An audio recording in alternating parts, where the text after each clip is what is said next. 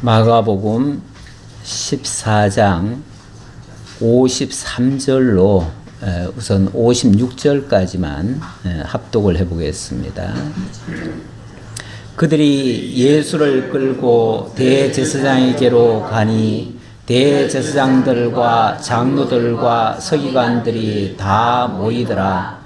베드로가 예수를 멀찍이 따라 대제사장의 집들 안까지 들어가서 아랫 사람들과 함께 앉아 불을 쬐더라. 대제사장들과 온 공회가 예수를 죽이려고 그를 칠 증거를 찾되 얻지 못하니 이는 예수를 쳐서 거짓 증언하는 자가 많으나 그 증언이 서로 일치하지 못함이라. 아멘.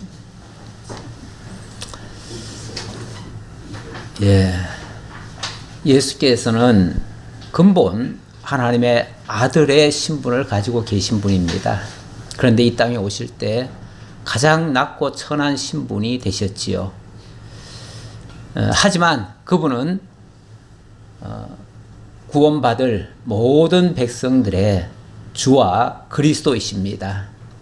그래서 그가 십자가에 못 박혀 죽으시는 그러한 멸시천대를 받게 되었지만 하나님은 그의 죽음을 무덤에 머물러 두게 하지 않으시고 다시 일으켜서 부활 승천으로 영화롭게 하십니다.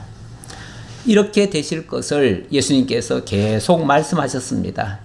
그리고 실제로 예수님의 말씀하신 그대로 역사는 이루어집니다. 그래서 배신하는 역사가 있었고요. 또 예수님을 부인하는 제자들의 모습도 있었습니다. 대제사장은 예수가 너무너무 미웠어요. 자기네들이 하고 있는 모든 사업을 다 망가뜨리고 있으니까요.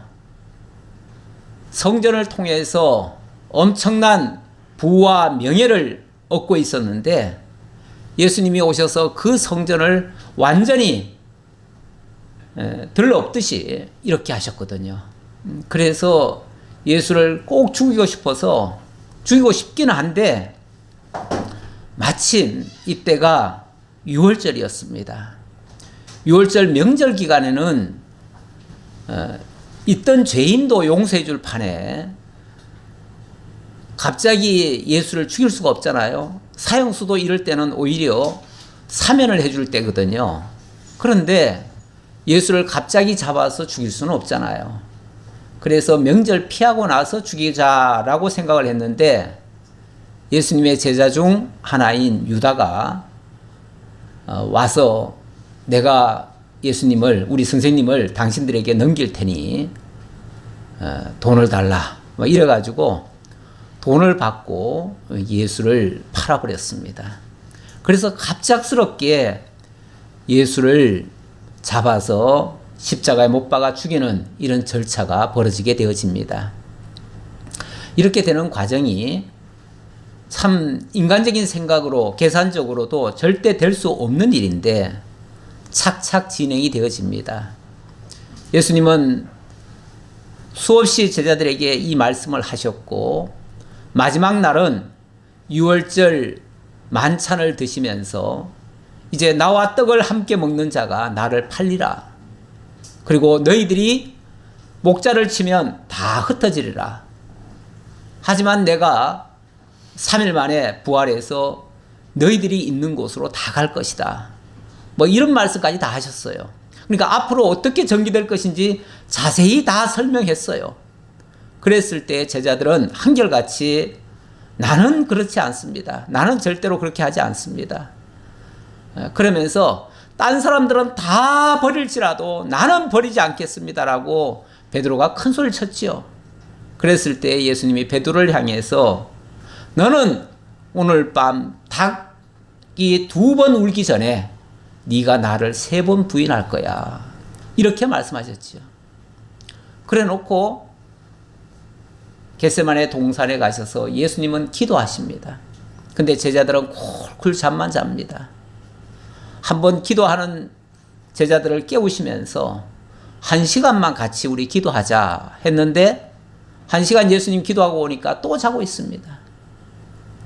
어떻게 1시간도 깨어 있을 수 없더냐 하시면서 예수님이 또 한 번 깨우셨는데 두 번째 또 잠듭니다.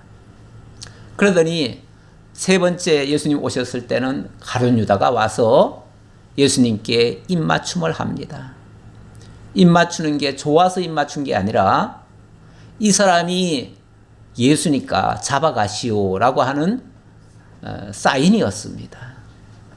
그래서 군병들이 와서 예수를 체포하려고 하니까 잠결에 깨어난 베드로가 칼을 휘두릅니다. 칼을 휘두르다가 대제사장의 종 말고의 길을 자르게 되어집니다.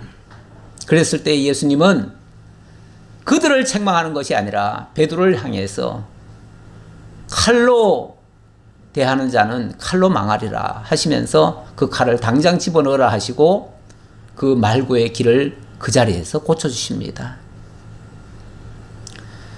그렇게 하고 예수님은 잡혔습니다. 잡혀서 이제 군병들에 의해서 끌려서 대제사장의 집으로 갔습니다. 그런데 제자들은 다 도망을 갑니다. 진짜 예수님의 말씀 그대로 되는 겁니다. 다 도망을 가요.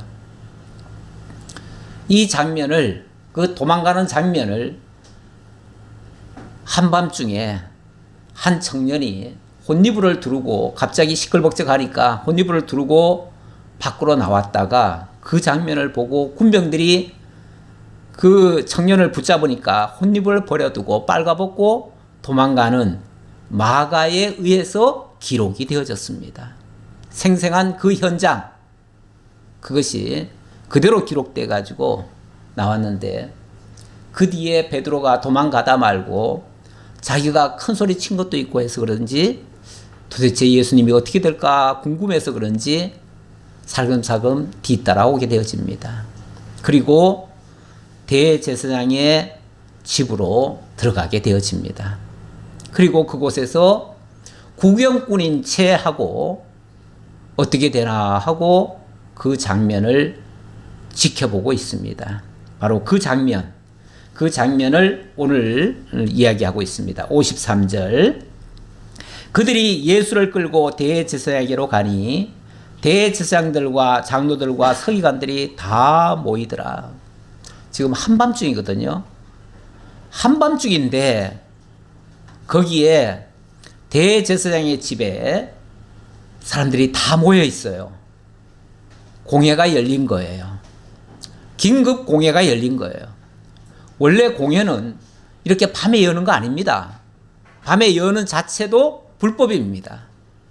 그러나 무슨 전쟁이 터졌든지 무슨 긴박한 일이 발생했을 때는 물론 밤에도 공회가 열릴 수 있지요.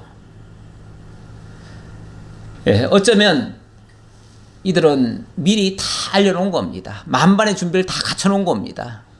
오늘 밤에 예수 끌고 와서 죽일 거니까 너희들 다 와라 하고서 미리 다 통지를 해놓은 거예요. 그리고 한밤중에 대제사장의 집에 불이 환하게 켜져 있고 거기서 공회가 열린 겁니다. 공식적으로 예수 재판하기 위한 공회지요.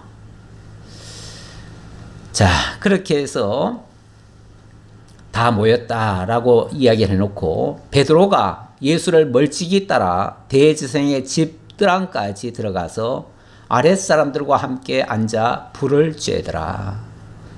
베드로는 이제 일단은 도망갔었어요. 도망갔다가 나중에 어떻게 될까 하고 궁금해가지고 멀찍이 따라왔답니다. 멀찍이 따라와서 대제사장의 집 안으로 슬쩍 들어와가지고는 이제 종들이 모여 있는 그런 곳에 앉아가지고 함께 불을 쬐고 있습니다.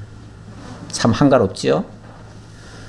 대제사장들과 온 공회가 예수를 죽이려고 그를 칠 증거를 찾되 얻지 못하니, 자, 이제 드디어 재판이 열린 겁니다. 재판이 열렸으면 당연히 그 사람의 죄목을 열거하고 소위 말해서 검사가 기소를 해야지요. 재판에 올려야지요. 올려서 이 사람의 제목을 쭉 나열하는 겁니다. 그런데 나열을 하려면 그냥 할 수는 없어요. 증인이 있어야 돼요. 특히 유대인의 법은요, 반드시 증인이 두세 증인이 있지 아니하면 아예 신청도 받지 말라고 돼 있어요. 굉장히 엄격합니다. 신명기 19장인가요? 19장 15절 이하에 보면 재판을 하려면 반드시 두세 사람의 증인이 있어야 돼요. 그러면은 증인들이 나서 가지고 이 사람이 무슨 죄를 지었는가 다 열거해야 되거든요. 그런데 이제 몇 사람의 증인을 갑자기 아마 내세웠던 것 같습니다. 그런데 내세워서 예수를 죽일 만한 죄목을 들춰내야 되거든요. 근데 그 사람들이 몇 사람이 얘기를 하는데 뭐 맞질 않아요.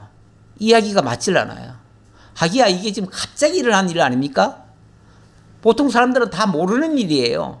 몇몇 지도자들이 지금 예수를 죽이려고, 그것도 당장 죽이려고 한 건 아니었는데 갑자기 일이 이렇게 커져버린 거예요. 예. 그러다 보니까 이걸 증거해 줄 만한 증인이 마땅치 않아요. 그래서 그를 칠 증거를 찾되 얻지 못했다. 예수를 죽일 만한 증거를 내세울 만한 증인이 없었다, 그 말이에요. 이는 예수를 쳐서 거짓 증언하는 자가 많으나 그 증언이 서로 일치하지 못함이라. 뭐 몇몇 사람들이 저 예수는 죽여야 됩니다, 죽여야 됩니다 하긴 하는데 뭐 때문에 죽이라고 하는지는 모르겠어요. 저마다 주장은 하는데 그런 거 가지고 사람 못 죽이거든요. 사람 죽인다고 하는 것은 굉장히 아주 엄격하게 처리를 해야 되는 겁니다. 그래서 함부로 죽일 수가 없어요. 그리고 어떤 죄인이든지 간에 명백한 증거물이 나오기 전까지는요, 일단은 무죄 추정의 원칙이라고 하는 게 있어요. 그래서 함부로 죄인으로 취급을 하지 않는 거예요. 일단은 어떤 죄가 있다면 뭐라고 하죠? 피의자라고 하나요? 예. 어떻게 보면 완전히 죄인이라기보다는 지금 어떤 조사를 하는 사람, 어떤 의심스러운 일이 있어가지고 조사하기 위해서 지금 부른 거예요. 그러니까 그런 사람은 함부로 죄인 취급을 하는 게 아니에요. 특히 유대인의 법에 우리 하나님께서 모세를 통해 신명기에서 기록해 놓은 이 재판에 관한 법은 굉장히 엄격합니다. 엄격하기 때문에 함부로 그렇게 사람을 죽이면 안 돼요. 아예 한 사람의 증인 같은 거는 아예 받지도 말라고 돼 있어요. 받지도 말고 반드시 두세 증인이 동일한 증거를 들이댔을 때 그때 비로소 재판에 들어가야 돼요. 그렇지 않고 만약에 하는 거라면 다 불법이에요. 불법 재판이에요. 사실 지금 오늘 열리고 있는 이 재판은 명백한 불법 재판입니다. 일단 시간적으로도 그렇게 급한 일이 없었는데 갑자기 한밤중에 열린 것도 문제고요. 미리 다 짜놓은 각본처럼 사람들 미리 다 불러다 놓고 이렇게 한 것도 문제고요. 거기다가 거짓 증인을 들이댔는데 거짓 증인의 말이 서로 맞질 않아요. 하기야 진짜 같으면 다 맞겠죠. 10사람을 물어봐도 다 맞겠죠. 근데 거짓꾼들을 갖다가 들이대면 뭔가 말이 다 틀려요. 그럴 수밖에 없어요. 그러면은 만약에 다른 의견들이 나오면요, 원칙은 어떻게 되어 있냐면 그 피의자에게 유리한 대로 그 판결을 해야 돼요. 예. 법이 정한 대로 엄격하게 하는 게 아니고 그 당사자가 유리한 대로 해줘야 맞는 거예요. 그게 법의 원칙이에요. 그런데 어거지로 지금 죄인을 만들어 가지고 지금 예수를 죽이려고 하니 이게 좀 잘 안 됐다 그 말이에요. 안 됐어요. 잘 안 되면 어떻게 하죠? 안 되면 포기를 해야 되는데 예, 이미 잡아 죽이기로 작정한 사람들이 포기하겠습니까? 어떤 증인을 내세우든지 아니면 더 나아가서 증인도 필요 없는 그런 죄목을 들이대면 되겠죠. 그런 죄목을 들이대느라고 또 딴 얘기를 하게 되어집니다. 그러니까 정상적으로 죄를 뒤집어 씌우려고 했는데 일단은 안 됐어요. 안 되니까 그 다음 하는 말이 뭐냐면 57절 보니까 어떤 사람들이 일어나 예수를 쳐서 거짓 증언하여 이르되, 이 사람은 원래 증인도 아닌 것 같아요. 그냥 거기 구경꾼들 중에 아니면은 지금 예수를 죽이려고 하는 사람 중에 어떤 한 사람이 한마디를 내뱉은 거예요. 뭐라고 내뱉었냐면, 물론 이것도 거짓 증언하여 이르되 라고 했는데, 우리가 그의 말을 들으니 손으로 지은 이 성전을 내가 헐고 손으로 짓지 아니한 다른 성전을 사흘 동안에 지으리라 하더라 하되, 그 증언도 서로 일치하지 않더라. 물론 이 말도 한 사람이 그렇게 얘기를 하니까 그렇게 얘기한 건 아닌데요 라고 또 중간에서 또 얘기를 했던 것 같아요. 그러니까 이 사람 저 사람 말이 다 틀려요. 틀리지만 어쨌든 목적은 지금 예수를 죽이겠다 그런 거 아니겠어요? 예, 목적은 이미 정해놨어요. 예수를 죽이겠다. 무슨 핑계를 대서라도 무슨 이유를 대서라도 무조건 죽이겠다 라고 하는, 이미 결론은 답은 이미 정해져 있어요. 답은 정해놓고 그 다음에 그 답으로 지금 끌고 가는 거 아니겠어요? 그런데 한 사람이 우리가 그의 말을 들었는데 손으로 지은 이 성전을 내가 헐고 손으로 짓지 아니한 다른 성전을 사흘 동안에 지으리라 이렇게 했다는 거예요. 자, 일단 이 말의 팩트부터 한번 짚어볼게요. 이 말 맞습니까? 뭐 비슷한 말을 한 것 같긴 해요. 예수님이 비슷한 말을 했어요. 했는데 정확하게는 이게 그 뜻은 아니에요. 왜 하느냐면 일단은 예수님이 하신 말씀부터 볼게요. 요한복음 2장 19절에 보면 예수께서 대답하여 이르시되 너희가 이 성전을 헐라 내가 사흘 동안에 일으키리라. 자, 너희가 이 성전을 헐라 내가 사흘 동안에 일으키리라. 자, 일단 주어가 누구예요? 성전을 허는 주체가 누구예요? 너희라고 그랬죠? 너희가 이 성전을 헐라. 그러면 내가 3일 만에 일으키겠다. 이렇게 얘기했어요. 그런데 아까 그 고발한 사람은 뭐라고 그랬어요? 예. 우리가 그의 말을 들으니 손으로 지은 이 성전을 내가 헐고 내가 헐겠다. 예수가 헐겠다라고 얘기했다는 거예요. 근데 예수가 언제 헐겠다고 했어요? 예수는 헐겠다고 한 게 아니라 너희가 이 성전을 헐라. 그러면 내가 3일 만에 일으키겠다. 쉽게 말하면 너희가 성전을 헐어도 나는 3일 만에 지을 수 있다. 그 얘기잖아요. 말이 다르잖아요. 원래 아하고 어도 달라요. 말 한마디만 잘못해도요 완전히 다른 얘기가 돼요. 주어만 바뀌면은 전혀 다른 얘기가 되는 거예요. 근데 가끔 보면은 세상에서도 뭐 고발할 때 보면은 주어를 살짝 바꿔가지고 그렇게 고발하는 경우도 있어요. 그러면 정확하게 그게 팩트가 맞는지 아닌지 어떤 증거물이 있으면 분명하게 대고 얘기를 해야 돼요. 그래서 사실 증거물이 매우 중요해요. 증거가 확실하지 않을 때는 그 피의자가 유리한 대로 평가를 해야 되는 거예요. 그런데 그렇게 하지 않고 어거지로라도 잡아넣는 경우가 많죠.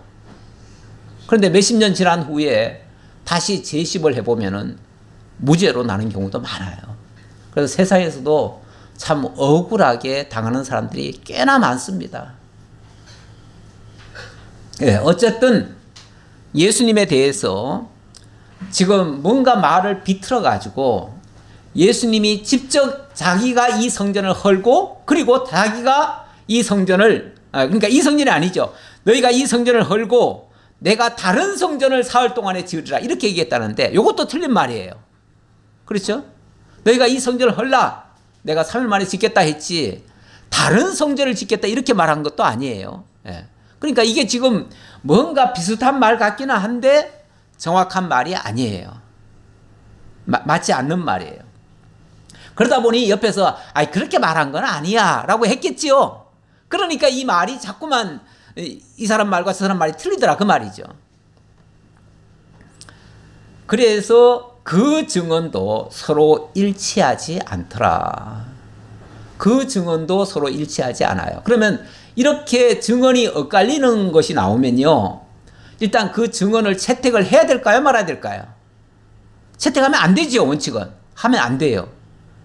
그런데 이들은 지금 죽여야 되겠다는 이 목표 때문에 대제사장이 다시 이 부분을 가지고 다시 한번 정리를 합니다. 대제사장이 가운데 일어서서 예수에게 물어 이르되 너는 아무 대답도 없느냐? 이 사람들이 너를 치는 증거가 어떠하냐 하되 침묵하고 아무 대답도 아니하시거늘. 일단은 여기에 대해서 네가 답변을 해봐라. 이 말이 사실인지 아닌지, 네가 그렇게 말을 했는지 안 했는지 네가 얘기해라 그랬더니 예수님이 아무 말씀 안 하셔요. 물론 예수님이 나는 아니다 뭐 이렇게 말하면 좋죠. 좋은데 그렇게 말씀하지 않아요. 만약에 아니라고 해서 더 이상 처벌할 법이 없어가지고 놔주면 어떻게 될까요? 그러면은 예수님이 죽지 않을 것이고, 죽지 않으면 대속의 제물이 안 되어질 것이고, 대속의 제물이 안 되어지면 예수님이 이 땅에 오셔서 우리를 대신해서 우리 죄를 위하여 죽어줘야 하는 그 역사가 안 이루어지겠지요. 그러니 예수님은 가만히 계시는 거예요. 그냥 가만히 계셔야 억울한 누명을 쓰고 그렇게 해서 죽어지는 거죠. 그러니까 예수님은 이 땅에 죽으러 오신 분이에요. 한마디로 얘기하면 죽으러 오신 분이에요. 그래서 안 죽여도 문제예요. 제자의 손에 팔려서 제자들이 배신을 하고 온갖 못된 짓을 다 해서 결국은 예수가 죄인의 모습으로 죽어져야 되기 때문에 예수님은 아무 말씀 안 하시는 거예요. 아무 말씀 안 하시는데 이사야 53장 이하에 보니까 53장 6절에 이렇게 적혀 있네요. 예언되어 있기를 우리는 다 양 같아서 그릇 행하여 각기 제 길로 갔거늘 여호와께서는 우리 모두의 죄악을 그에게 담당시키셨도다. 그가 곤욕을 당하여 괴로울 때에도 그의 입을 열지 아니하였으며 마치 도수장으로 끌려가는 어린 양과 털 깎는 자 앞에서 잠잠한 양같이 그의 입을 열지 아니하였도다. 이사야 53장의 예언대로 되어지려고 예수님은 아무 말씀 안 하신 거예요. 아무 말씀 안 해야 당신에게 불리한 판결이 나요. 불리한 판결이 나도록 아무 말씀 안 하신 거예요. 그리고 대제사장이 계속 물어 이르되, 계속 다그칩니다. 다시 물어 이르되 네가 찬송받으실 이의 아들 그리스도냐? 이 질문을 했어요. 이거는 앞에서 고발한 여러 가지 죄목과는 상관없는 새로운 죄목이에요. 갑자기 드러난 죄목으로 지금 쉽게 말하면 대제사장이 판사가 묻는 거예요. 네가 찬송받을 이의 아들 그리스도냐? 라고 갑자기 이 질문을 했어요. 그랬더니 예수께서 이르시되, 앞에서 막 제목을 쫙 얘기했을 때는 예수님이 입도 뻥끗 안 하셨는데 네가 찬송받을 이의 아들 그리스도냐? 네가 그리스도냐? 라고 얘기하니까 그렇다. 이렇게 예수님이 답변을 하셔요. 여기에는 답변을 하셔요. 그러면서 예수께서 이르시되 내가 그니라. 내가 그니라. 내가 그다. 찬송받으실 이의 아들 그리스도, 내가 바로 그 그리스도다 그 말이죠. 내가 그니라. 여기에서는 예수님이 당신이 그리스도라고 정면으로 얘기를 하셔요. 당신이 그리스도라고 하는 말은 사실은 수없이 얘기하셨어요. 하셨는데 도무지 사람이 그리스도라고 얘기를 하니까, 어떤 사람이 그리스도라고 얘기하니까 여기에 사람들이 쉽게 동의를 못했지요. 인정이 안 됐지요. 그래서 마치 그동안 묵살하듯이 그렇게 있었는데, 대제사장이 예수를 잡을 결정적인 이 이유를 잡은 겁니다. 그게 바로 소위 말해서 신성모독죄입니다. 신성모독죄. 이스라엘 백성들에게 있어서 다른 제목은요, 다른 제목들은 뭐 예를 들어서 엄중한 처벌을 가할 수는 있었지만 그렇다고 바로 사형에 때릴 수는 없습니다. 그렇잖아요. 우리가 웬만큼 죄지어가지고 사형이 됩니까? 사형은 쉽지 않아요. 사형 선고는 쉬운 게 아니에요. 굉장히 중대한 범죄여야 됩니다. 그런데 하나는 반드시 죽이라고 하는 제목이 있어요. 그게 뭐냐면 일종의 신성모독죄 같은 거예요. 근데 예수가 내가 그니라 라고 얘기를 하셔요. 이거는 스스로를 하나님이라고 지금 주장하는 거거든요. 이거는 신성모독죄가 되는 거죠.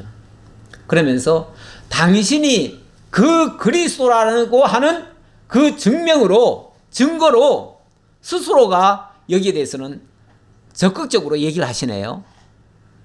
뭐라고 얘기를 하시냐면, 인자가 권능자의 우편에 앉은 것과 하늘 구름을 타고 오는 것을 너희가 보리라 하시니, 이거는 더 적극적인 당신이 그리스도라고 하는 증명이죠.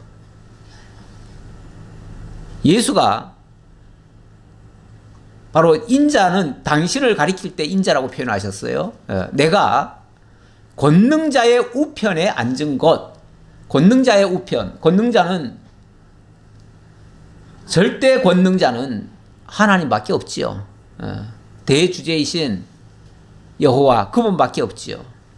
그러면서 당신이 그 권능자의 우편에 앉을 것이고, 그리고 장차 하늘 구름을 타고 오는 것을 너희가 보리라. 이거는 재림주로 오시겠다는 얘기 아닙니까? 이 얘기를 하셨어요. 내가 그니라 하면서 그 얘기를 하신 거예요. 그러면은 내가 그니라 이 말이 짧은 말인데요, 이게 얼마나 중요한 말인지 모르겠어요. 이 내가 그니라 이 말은 사실은 예수님이 요한복음에 보니까 한 7번을 했다고 그래요. 7번을 했는데 그거는 이제 뒤에 뭐 다른 말들이 붙어 있어요. 여러 가지 다른 어떤 상황마다 이 얘기를 하셨는데, 그걸 직접적으로 얘기했다기보다는 좀 간접적으로 얘기를 했어요. 그동안은 간접적으로 얘기를 했는데 지금 이 말은 직접적으로 얘기한 거예요. 내가 그다.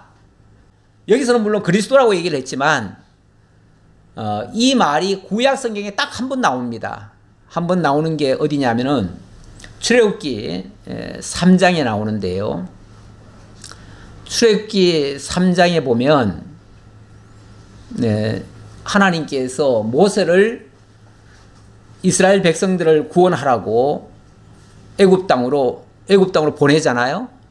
보낼 때에 모세는 사실은 그 살인을 하고 도망을 가서 광야에서 살던 사람인데, 하나님께서 갑자기 내 백성을 내가 구원하려고 하는데 네가 돌아가서 애굽에 돌아가서 내 백성을 건져내라 하셔요. 그 말을 듣고 도대체 내가 누구간데 그 말을 전하면은 이스라엘 백성들이 내 말을 듣고 따라주겠습니까? 그리고 하나님이 보내셨다고 하는데 도대체 하나님이 누구신데 그 하나님이라고 하면 알겠습니까? 뭐 이런 식으로 물었더니 하나님 도대체 누굽니까? 뭐 이렇게 물었더니 그때 하신 말씀이 내가 그다. 우리 영어로는 I am that I am 이렇게 돼 있고, 이게 헬라어로는 에고 에임이라고 돼 있어요. 에고 에임이. 그런데 이 말이 나는 내가 바로 그다 이 얘기예요. 이 단순한 말 같은데 내가 여호와다. 이걸 우리 성경에는 뭐라고 번역을 해놨냐면 나는 스스로 있는 자니라 이렇게 얘기를 했어요. 스스로 있는 자니라. 원래 스스로 있는 자 그러면은 별말 아닌 것 같아요. 얼른 생각할 때. 그렇죠? 나는 스스로 있는 자야. 그게 무슨 말인데? 스스로 있다는 말은 나 그냥 있는 사람이야. 별말 아닌 것 같잖아요. 근데 스스로 있다는 이 말이요. 원래는 이 세상에 스스로 있는 것이 있습니까?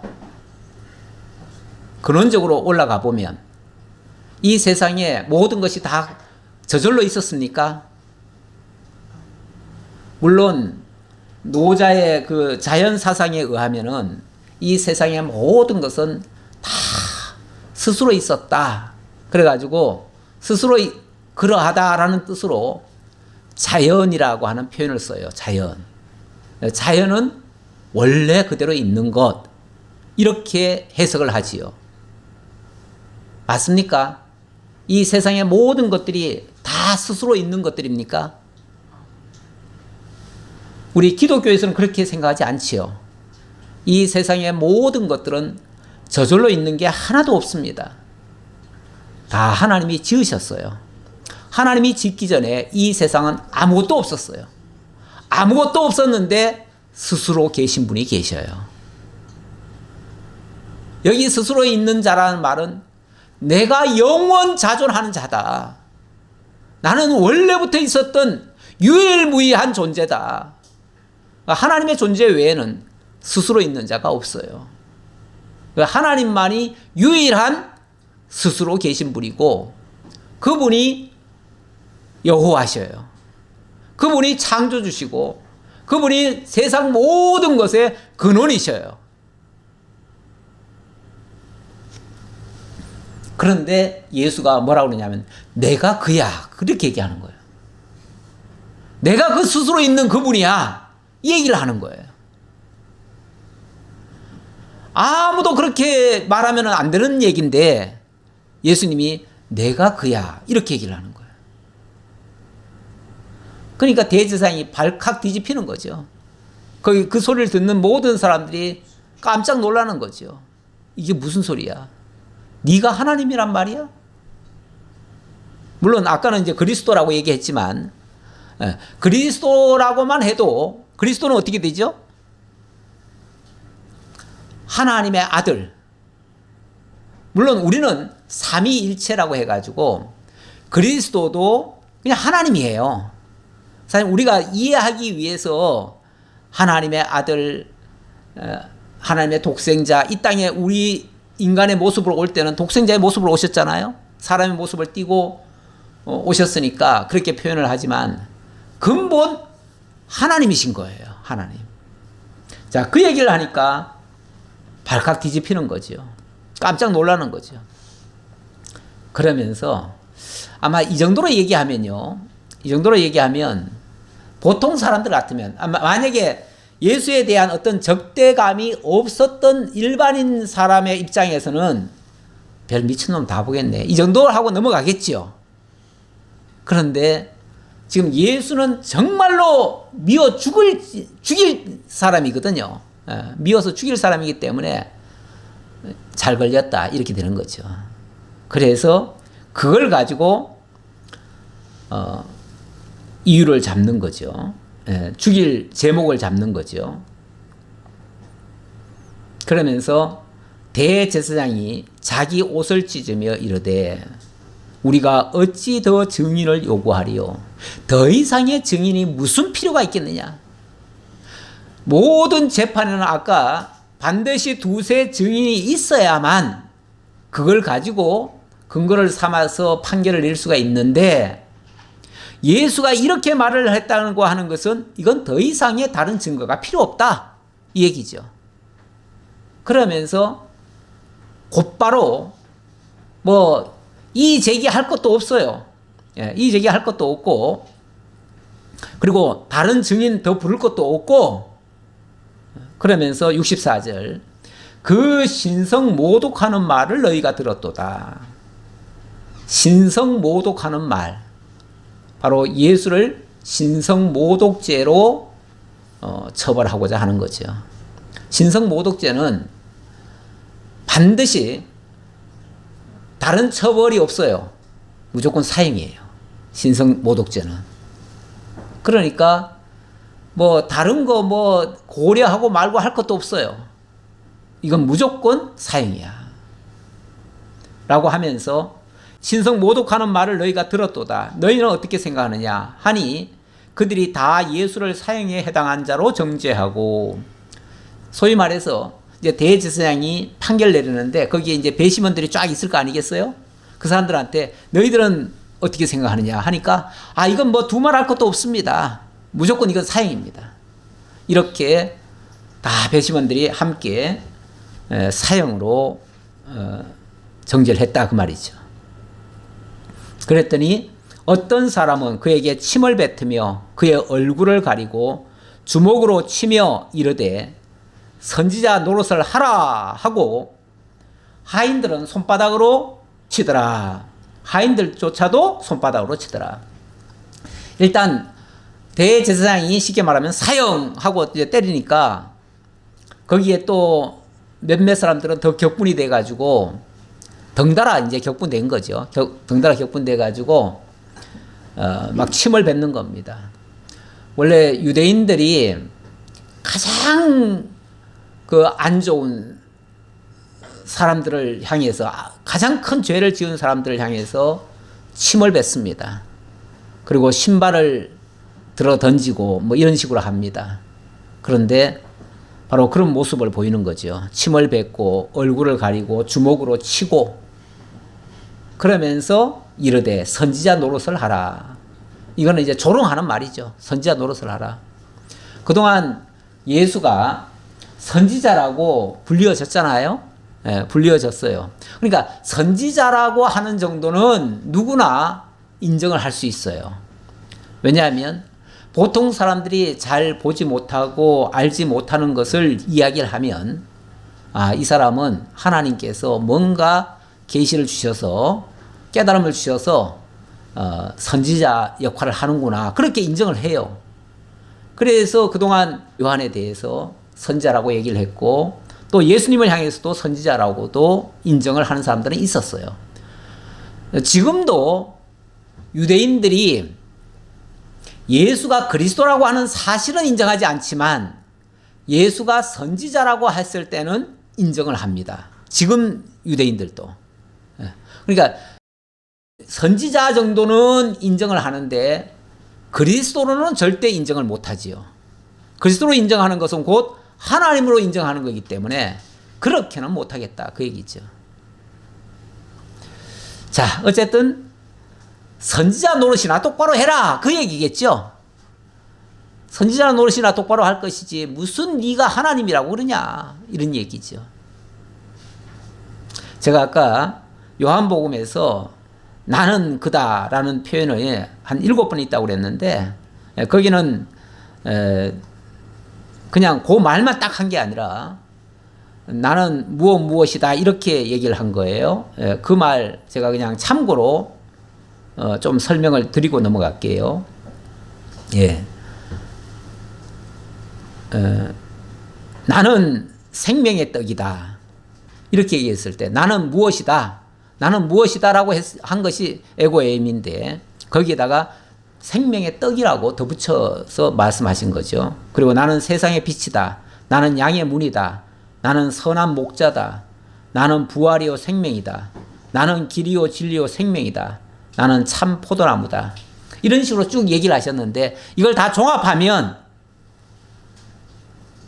자신이 하나님의 아들이시고 그리스도시고 만유의 주이시고 모든 생명의 떡이 되시고 세상의 빛이 되시고 양의 문이 되시고 선한 목자가 되시고 부활이고 생명이 되시고 길과 진리와 생명이 되시고 참 포도나무가 되신다. 이 모든 것을 당신이 다 하신다라는 말로 하신 거죠. 하셨는데 이걸 종합하면 나는 그다라고 이렇게 오늘 선포한 말씀과 같습니다. 자, 그래 놓고 66절 베드로는 아랫뜰에 있더니 대제사장의 여종 하나가 와서 아랫뜰에 있었단 말은 저 멀찌감치 있었다는 얘기죠.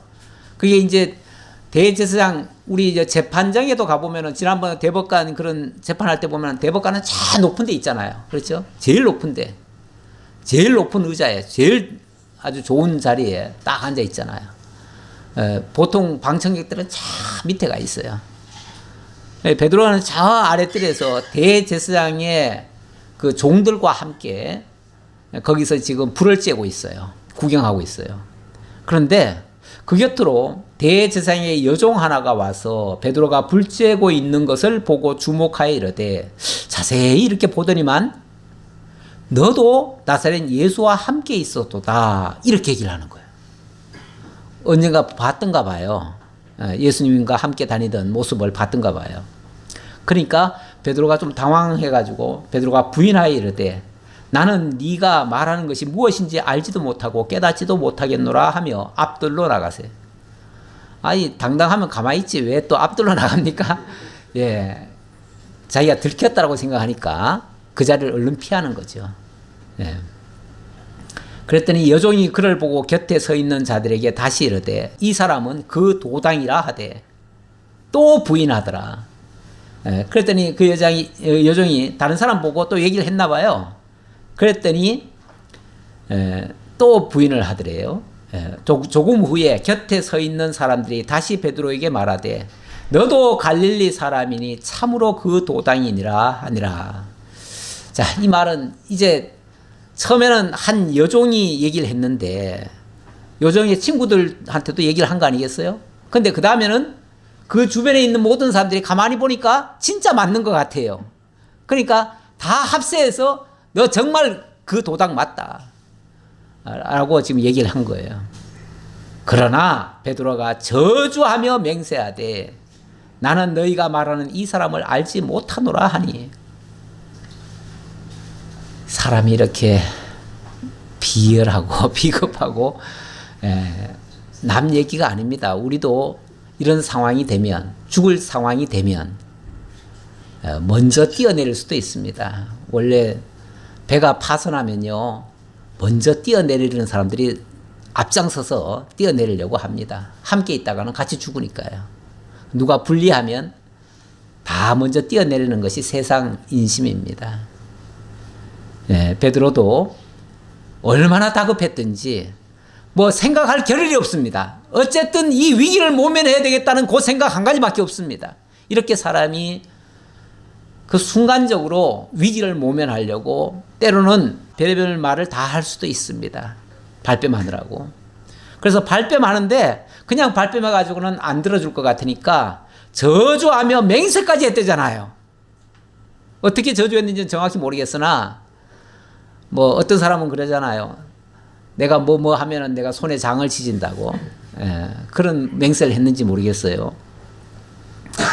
뭐 성을 간다 이런 소리도 자주 하는데 나는 너희가 말하는 이 사람을 알지 못하노라. 알지 못하노라. 우리가 불리하다고. 유리할 때는 다 안다고 그래요. 자기가 저 사람을 알면은 유리할 때는요 너도 나도 다 안대요. 그런데 좀 불리하면요 다 그 사람 몰라요. 그 사람 만난 적도 없어요. 다 피하죠. 얼마나 다급했든지 저주하고 맹세까지 했대요. 저주하고 맹세하는 거는 원래 만약 그렇게 하면 어떻게 되죠? 반드시 지켜야 돼요. 해로울지라도 지키라고 돼 있어요. 그런데 남도 아니고 예수님의 제자 가운데 1등 수석 제자인 베드로가 이렇게 행동을 합니다. 그리고 보면 우리는 절대 안 그러겠죠? 여러분들이야 그럴 리가 있나요? 불리하면 죽기 직전 되면요 다 그렇게 될 수 있습니다. 이렇게 우리는 죄인들이고요. 사도 바울도 오죽하면은 그래서 나는 죄인 중에 괴수였다라고까지 얘기를 하잖아요. 다 하나님 알지 못하면 그런 현상이 발생합니다. 그랬는데 중요한 거는 닭이 곧 두 번째 울더라. 닭이 곧 아마 첫 번째 우는 거는요, 막 정신이 없어가지고 닭이 우는 것도 잘 몰랐는지 모르겠어요. 근데 어쨌든 잠시 후에 보니까 두 번째 닭이 또 울었대요. 그러니까 이에 베드로가 예수께서 자기에게 하신 말씀, 곧 닭이 두 번 울기 전에 네가 세 번 나를 부인하리라 하심이 기억되어 그 일을 생각하고 울었더라. 펑펑 울었더라. 아마 닭이 두 번 안 울었으면 후회했을까요? 회개했을까요? 뉘우쳤을까요? 아마 그것도 안 했지 싶어요. 어쨌든 왜 베드로가 이렇게까지 부인하고 이렇게 됐을까? 세 번씩이나 부인했을까? 예수님이 바로 직전에 뭐 하셨습니까? 나는 절대로 예수님 배반하지 않겠습니다. 딴 사람들은 다 배반할지라도 나는 배반하지 않겠습니다 했을 때 네가 먼저 나 부인할 거야. 그것도 닭이 두 번 울기 전에 세 번 부인할 거야 라고 하셨는데 그 말씀 이룬 거예요. 참 우리 행동이 내 마음대로 내 생각대로 한 것 같지만 사실은 예수님의 말씀대로 되어지는 것이고 다 하나님의 뜻대로 되어지는 모습이기도 합니다. 그러니 우리가 큰 소리 칠 수가 없습니다. 내가 무엇을 할 수 있다라고, 내가 의롭게 무슨 일을 할 수 있다라고 큰 소리 칠 수가 없습니다. 닭은 또 왜 두 번 울었을까요? 베드로에게 그거 깨우쳐 주려고. 우리 하나님이 하시는 모든 주변의 일들이요, 다 우리 깨우쳐 주려는 거예요. 딴 거 없어요. 우리가 밀어내가지고 말로만 해가지고 다 알아들으면 얼마나 좋겠어요. 말로는 깨닫지 못하니까 어떻게 해요? 어떤 증거로 나타나야지요. 때로는 우리가 이런 일은 우리한테 안 일어나면 좋겠다, 안 일어나면 좋지요. 그런데 안 일어났으면 좋겠다는 일들이 자꾸 일어나요. 왜요? 깨우쳐 주려고. 너 이렇게 밀어내, 너 이렇게 어리석어, 너 이렇게 부족함이 많아, 하나님의 은혜가 아니면 너 못 살아 하는 것을 가르쳐 주려고 닭이 두 번 울어주는 거예요. 그 뼈아픈 일을 해주는 거예요. 하나님께서 우리들 주변에 우리를 가슴 아프게 하는 일들이 많이 있어요. 왜요? 우리 깨우쳐 주려고요. 그래서 이 모든 것을 다 아시고 미리 말씀하시고 다 그대로 이루시는 그분이 진짜 하나님의 아들이시고 나의 주시고 그리스도시고 영원하신 하나님 여호와이심을 우리로 하여금 믿고 경외하고 그분만이 진실로 참되신 분이심을 깨닫고 믿고 살아가도록 하려고 이 모든 역사를 하신다. 그렇게 말씀드리겠습니다. 기도하겠습니다. 감사합니다. 하나님, 오늘도 주님께서 저희를 사랑하시고 또 택하셔서 시시때때로 하나님의 역사를 보여주시며 하나님을 깨닫게 하시고 하나님만이 오직 우리의 참 구원주 되심을 깨닫고 하나님만을 의지하며 살아갈 수 있도록 인도해 주신 것 너무나 감사합니다. 하나님의 역사 앞에 인간이 얼마나 보잘것없는 존재인가를 다시 한번 깨달았습니다. 늘 겸손하게 하나님의 인도만 따르고 하나님 앞에 순종하는 자세로 임하는 저희 모두가 되게 하옵소서. 모든 걸 주님께 감사드렸고 예수님 이름으로 기도하옵나이다. 아멘.